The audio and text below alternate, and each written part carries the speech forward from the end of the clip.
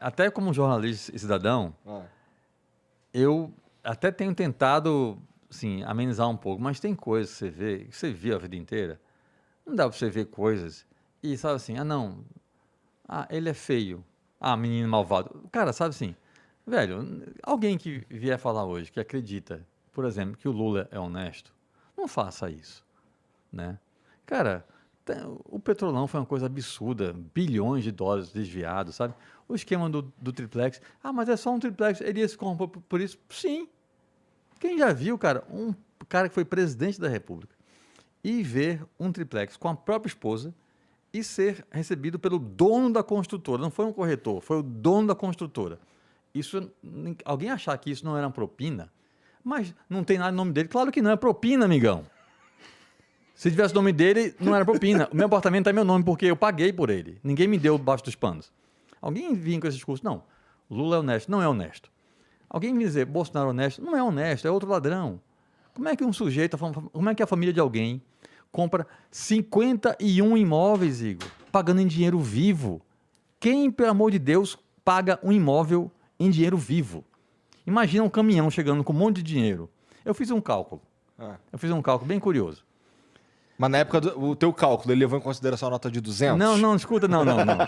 Até isso, você é esperto. Até isso eu fiz. Eu peguei uma nota média, R$50. Tá. Nem 5, nem 10, nem 20, nem 100, nem R$50. Um dos imóveis da frente Bolsonaro custou R$6 milhões. Você pagar R$6 milhões em espécie com nota de 50, dá mais ou menos um prédio de 20 andares de altura, empilhando as notas uma em cima da outra. Uhum. Imagina alguém levando isso para pagar. Imagina o trabalho de quem recebeu o pagamento contar esse dinheiro. É óbvio que isso é corrupção, meu amigo. Então não vem com discurso, não, eu vou votar num porque é honesto. Não, são dois ladrões. Agora tem um ponto que o Rodrigo falou aqui bem interessante, que é a coisa da postura de vida. Os cristãos, que é? Gente que não é... Não, cristão omisso aí, você falou? Camuflado, não é que é? Você falou? Não, cristão anônimo. Cristão anônimo. Isso é muito bom. Por quê? O ato de ser cristão não é necessariamente, nessa brincadeira aqui, você falou que é bem interessante, o cristão anônimo, o cara pode não crer em Cristo. Se ele não crê em Cristo, ele não é cristão. Não é cristão. Mas ele tem uma vida, uma atitudes de cristão. O cara é solidário, o cara é generoso, o cara ajuda quem precisa, o cara está sempre disposto a colaborar com alguém, o cara é boa pessoa, é um cara correto, um cara que não agride ninguém.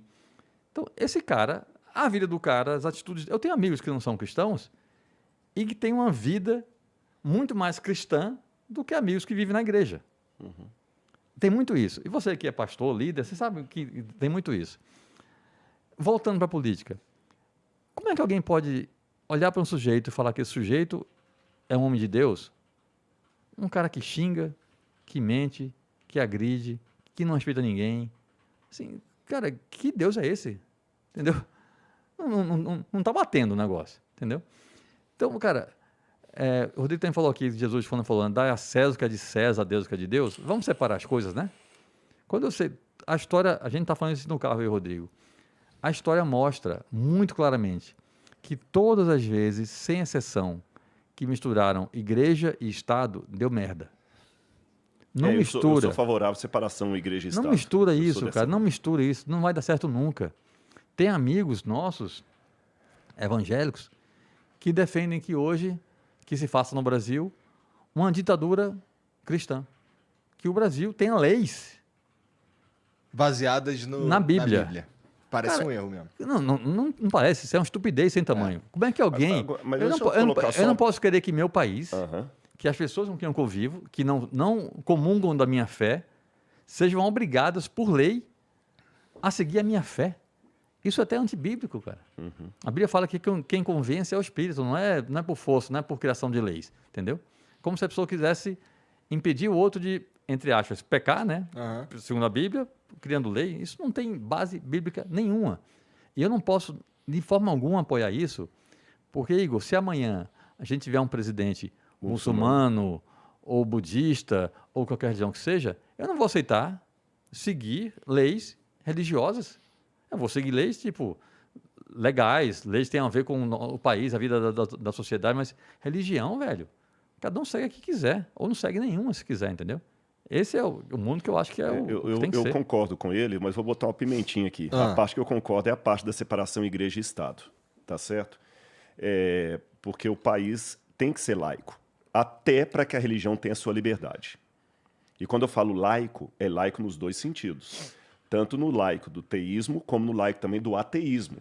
Porque, por exemplo, aí um outro ponto, você não entrou nisso aqui, que tem muitos militantes ateus também que, usando a questão do país laico, criticam qualquer postura, por exemplo, religiosa dentro de uma universidade pública, mas o ateísmo metodológico pode ser ensinado. Então, quer dizer, o laico é laico.